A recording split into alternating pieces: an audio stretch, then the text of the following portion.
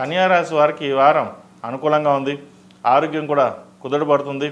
ఎప్పటినో ఇబ్బంది పెడుతున్న సైనస్ కావచ్చు, లివర్ ఇన్ఫెక్షన్ కావచ్చు, కిడ్నీకి సంబంధించిన చిన్న ఇబ్బందులు ఏవైతే ఉన్నాయో అవి ఈ వారం సమస్యపోయే విధంగా గోచరిస్తోంది. రాస్యాధిపతి దశమాధిపతి అయిన బుధుడు ద్వితీయంలో ఉన్నారు కుజుడితో కలిసి. ప్రేమ సంబంధించిన విషయ వ్యవహారాలు పెద్దవాళ్ళతో చెప్పడం, నిర్ణయాలు తీసుకోవడం చేయాలి. సొంత నిర్ణయాలు పనికిరావు. ఏదేమైనా సరే మీకున్న ధైర్య సాహసాలకి ఇంట్లో చెప్పాలా వద్దా అనే ఆలోచనతో కూడా ఉంటారు. అయితే మీరు ఏదైనా సరే ఇంట్లో చెప్పి వాళ్ళని ఒప్పించే ప్రయత్నాలు ఎక్కువ చేస్తారు. ఇది పెద్దవాళ్ళ నిర్ణయాలు తీసుకుని ముందుకు వెళ్ళడం చెప్పదగిందండి. అది అందరికీ కాదు, కొంతమందికి మటుకే. ఎందుకంటే నడుస్తున్న గోచారరీత్యా ప్రస్తుతం చెప్పడం జరుగుతుంది. అదేవిధంగా వృత్తి వ్యాపారాల పరంగా, ఉద్యోగపరంగా సానుకూలంగా ఉంటుంది. ఉద్యోగంలో ప్రమోషన్ వచ్చే అవకాశం గోచరిస్తోంది. అదేవిధంగా నూతన విద్య కావచ్చు, నూతన ఉద్యోగం ప్రయత్నం కావచ్చు, ముఖ్యంగా విదేశాలకు సంబంధించిన విషయవహారాలు చక్కగా ఉన్నాయి. విదేశీ ప్రయత్నం చేసుకోవచ్చు. విదేశాలు అనుకునే వారికి అనుకూలమైన కాలం చెప్పచ్చు. సాఫ్ట్వేర్ రంగం వారికి, వైద్య రంగం వారికి అనుకూలంగా ఉంటుంది.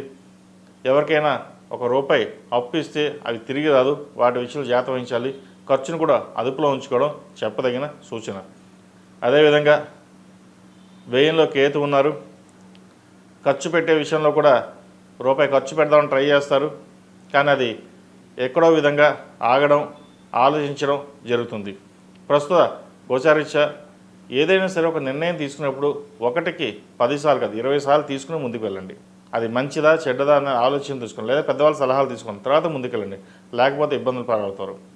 అదేవిధంగా వైద్య వృత్తిలో ఉన్న వారికి అనుకూలమైన కాలం. స్ట్రెస్ ఎక్కువగా ఉంటుంది.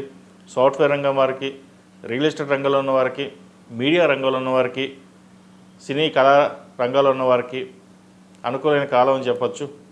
ద్వితీయ దశమాధిపతి అయిన శుక్రుడు జన్మరాశిలో నీచబడి ఉన్నారు ఇక్కడ కన్యారాశిలో.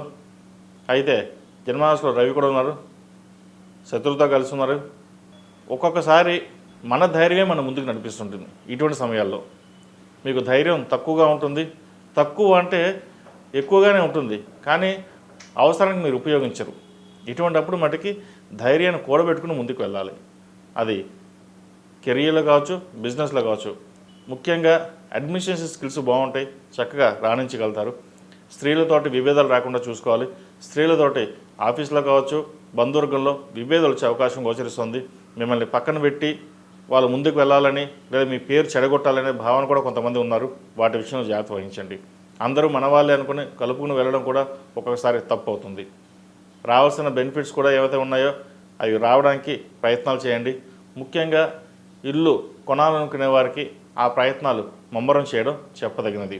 క్రెడిట్ కార్డులకి, పర్సనల్ లోన్స్కి దూరంగా ఉండడం చెప్పదగినది. ఈ గూగుల్ పే, ఫోన్పే విషయంలో కాస్త జాగ్రత్త వహించాలి. మోసపోయే అవకాశం కూడా లేకపోలేదు. ఈ రాశిలో జన్మించిన విద్యార్థులకు కాలం అనుకూలంగా ఉంది. రాత పరీక్షల్లో పాస్ అవ్వడం, అదేవిధంగా పై చదువుల కోసం మీరు చేసే ప్రయత్నాలు ఏవైతే ఉన్నాయో అవి కలిసి వస్తాయి. అనుకూలమైన పరిస్థితులు గోచరిస్తుంది కాబట్టి ఎటువంటి ఇబ్బంది లేదని చెప్పవచ్చు. ఈ రాశిలో జన్మించిన స్త్రీలకు వృత్తి ఉద్యోగపరంగా, వ్యాపారపరంగా అనుకూలంగా ఉంటుంది. రావాల్సిన బెనిఫిట్స్ అయితే ఉన్నాయో వీరికి లభిస్తాయి. ముఖ్యంగా ప్రభుత్వ సంబంధించిన విషయ వ్యవహారాలు సానుకూలంగా ఉంది. ప్రమోషన్ కావచ్చు, లేదా ట్రాన్స్ఫర్ అయ్యే అవకాశం గోచరిస్తుంది. పై అధికారులతోటి కాస్త ఇబ్బందికరమైన వాతావరణం ఉండే అవకాశం గోచరిస్తుంది. మాట్లాడేటప్పుడు కాస్త జాగ్రత్త వహించండి. అది ప్రభుత్వ పరంగా కావచ్చు, ప్రైవేట్ సంస్థలైన పరంగా కావచ్చు. వాటి విషయంలో జాగ్రత్త వహించాలి. మిమ్మల్ని పక్కన పెట్టి లేదా ఉద్యోగంలో తీసేసి కొత్త వాళ్ళని పెట్టుకుందాం అనే భావన కూడా ఏర్పడుతుంది. వాటి విషయంలో ఆచితూచి వ్యవహరించడం చెప్పదగినది. అదేవిధంగా భూ సంబంధించిన విషయ వ్యవహారాలు సానుకూల పడతాయి. ఒక ఇల్లు కానీ, ఫ్లాట్ కానీ, లేదా ఎక్కడైనా స్థలం కానీ కొనుగోలు చేద్దాం అనుకుంటారు. అయితే కొనుగోలు చేసేటప్పుడు డబుల్ రిజిస్ట్రేషన్స్ ఉన్నాయా లేవా, భూమి పక్కాగా ఉందా లేదా అవి చూసుకుని చేయండి.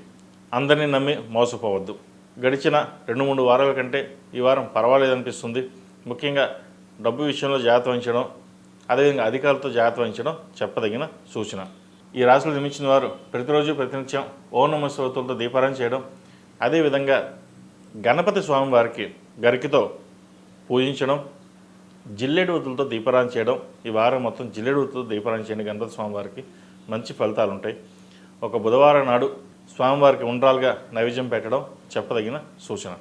ఈ రాశిలో జన్మించిన వారికి కలిసి వచ్చే సంఖ్య 8, కలిసి వచ్చే రంగు ఆకుపచ్చ. ఏదైనా పని మీరు బయటకు వెళ్ళేటప్పుడు బుధవారం కానీ శనివారం అడిగిన వెళ్ళండి, మంచి ఫలితాలు సంప్రాప్తిస్తాయి. శ్రీ గురుభ్యో నమః. మహాగణాధిపతయే నమః. శివాయ గురే నమః. అక్టోబర్ 22 నుంచి నవంబర్ 20 వరకు కార్తీక మాసం ఈ నెల రోజుల పాటు కాశీ మహాపుణ్యక్షేత్రంలో ప్రతిరోజు రుద్రాభిషేకం చేయడం జరుగుతుంది. వారి వారి గోత్రనామాలతోటి ముందుగా మీ గోత్రనామాలు నమోదు చేసుకుని ఈ కార్తీక మాసం నెలలు కాశీ మహాపుణ్యక్షేత్రంలో అభిషేకం చేయించుకోవడం అనేది చాలా అదృష్టం. చాలామంది చేస్తూ ఉంటారు. అయితే ఒక 4 రోజులు ఉండడం, 9 రోజులు ఉండడం, కొంతమంది నెలలు కూడా ఉంటుంటారు. మనకు తగ్గట్టుగా గోత్రనామాలతోటి ఈ కార్తీక మాసంలో అభిషేకం చేయడం వల్ల ఐశ్వర్యం, అభివృద్ధి, విద్య, ఉద్యోగం, వ్యాపారం అన్ని విధాలుగా బాగుంటుంది. ఆ పరమేశ్వరుడు అనుగ్రహం అందరికీ ఉందంటే అంతకంటే భాగ్యం ఉంది, అందరికీ ఉంటుంది. ఈ కాశీ మహాక్షేత్రంలో ఈ నెల రోజుల పాటు అభిషేకం జరుగుతుంది.